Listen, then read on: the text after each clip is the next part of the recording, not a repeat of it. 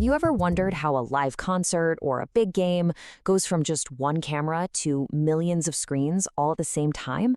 Well, the tech behind that is in this constant tug of war between speed and reach. And right now, a new challenger is trying to change the rules of the game. So today, on The Explainer, we're going to dive right into what could be the future of live streaming. This is it. This is the central puzzle that every single live streamer has to solve. How do you take one moment happening right now and get it out there reliably, in amazing quality, to all these different devices at once? It's a huge challenge. Let's break down how it works. So here's our game plan. We're going to start by looking at the long-reigning king of getting your stream to a platform, and then we'll look at the standard for getting it out to everyone watching. And finally, we'll get into the new kid on the block that wants to do the whole job by itself. All right, let's get into it. First things first, we need to map out the basic journey your video takes, from the camera lens all the way to someone's screen. Think of it kind of like a package delivery service, right? Your camera captures the item, it gets mixed with other stuff, and then encoded. That's basically putting it in the right box with the right label. Then it's distributed through the network. And finally, the viewer gets the delivery. Every single step here has to work perfectly or the whole thing falls apart. Okay, so let's zoom in on that first major part of the journey, getting the package from your studio to the main distribution hub. For years, one protocol has absolutely dominated this space. Its name is RTMP. RTMP, which stands for Real-Time Messaging Protocol, became the industry standard for one very simple reason. It's fast. It's all about low latency, which just means there's less delay between what you're doing and when your audience sees it. And that is absolutely crucial for things like a live Q&A or, reading viewer comments in real time. Speed is its superpower. But, and this is a big but, for that final step, getting the stream delivered to the viewer, a totally different technology came along, solved a massive problem, and just completely took over. Let me introduce you to HLS. HLS, or HTTP live streaming, was an absolute game changer for delivery. Its genius is that it chops the video up into tiny little segments. Why does it do that? Because it allows the video to play reliably on pretty much any device imaginable. Apple, Windows, Android, your phone, your tablet, your smart TV, you name it. That incredible comparability is what made it the standard. So this is the really crucial point you got to get. For years, the whole industry has relied on this powerful tag team. You use the super fast RTMP to get your stream to the platform, and then the super compatible HLS to get it from the platform to the viewer. It's been the best of both worlds. So this brings us to the core of our whole conversation today. What happens when HLS, the undisputed champion of delivery, decides it wants to take over the entire workflow? And that's exactly what HLS Ingest is. The idea is, hey, what if we could just use one single protocol for the whole journey, from start to finish? It's a much simpler, more unified approach, and it's getting popular, but it hasn't completely taken over the world. At least, not yet.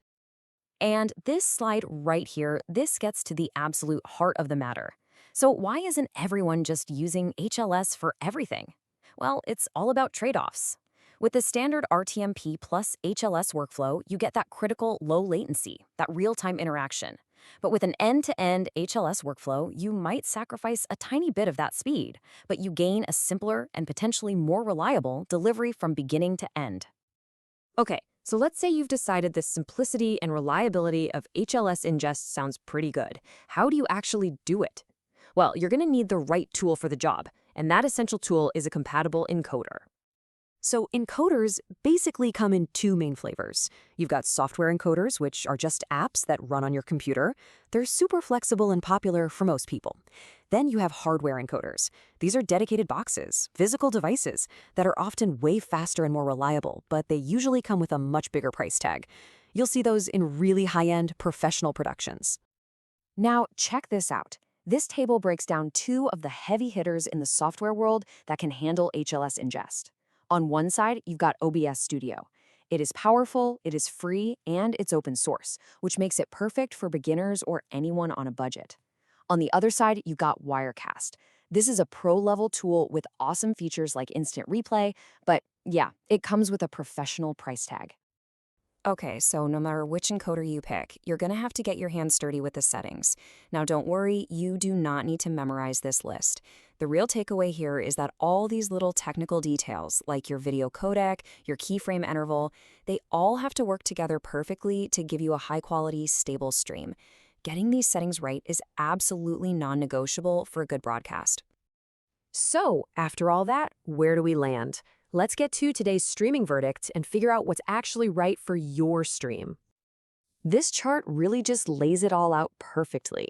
You are constantly in a balancing act between these three things. RTMP gives you the absolute best speed for interaction. HLS gives you universal reach. It can get to any device out there. And HLS Ingest is aiming for that seamless reliability and simplicity. The trick is, you usually can't have all three at once. And this quote just nails it, doesn't it? This technology is always moving, always changing. What's considered the best way to do things today might be old news tomorrow. So understanding these shifts is really the key to delivering an amazing experience for your audience. So here's the bottom line. It really does feel like a world where HLS does everything is on the horizon, but we're just not quite there yet. The absolute best choice for you, right now, today, depends entirely on what you care about most. Do you need that split-second interaction? Do you need to reach every device under the sun? Or do you just want the simplest, most foolproof workflow possible? And that's the final question I want to leave you with. As we look to the future, do you think one protocol will eventually win out and rule them all? Or will the future of streaming always be a hybrid, where the smartest streamers are the ones who know how to mix and match the best tools for the job? It's definitely something to think about for your next live stream.